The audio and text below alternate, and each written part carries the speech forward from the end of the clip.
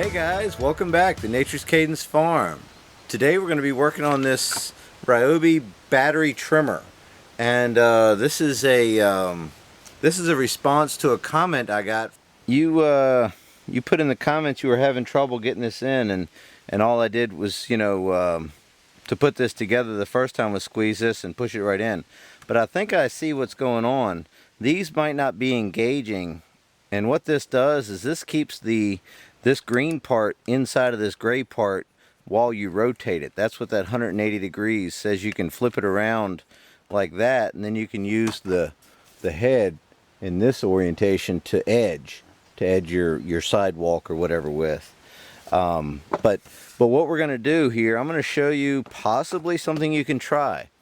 So you've got on this side here these four T20. So get yourself a T20 driver here. This is a little Craftsman, and you can take and maybe loosen these up just a little bit, maybe 2 or 3 turns each. It probably won't take a whole lot, and that might make it a little bit easier for you to get this the green part into the gray part.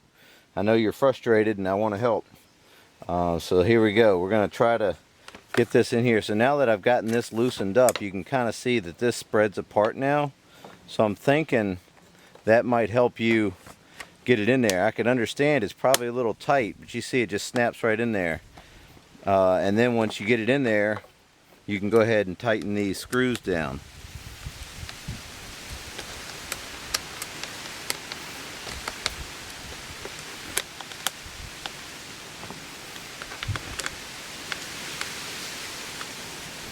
So just like that. So this is what I was talking about. You can see it's in this orientation like this, where you can squeeze these two, and then you can rotate this whole handle around, and now you can use it kind of backwards to edge with. But we usually run it in this orientation, but that's what those little clips up there are for, is to keep this in while you rotate it. So there you go. I hope that helped, and if it doesn't, just let me know again in the comments of this video, and we'll see if we can help you out a little bit more.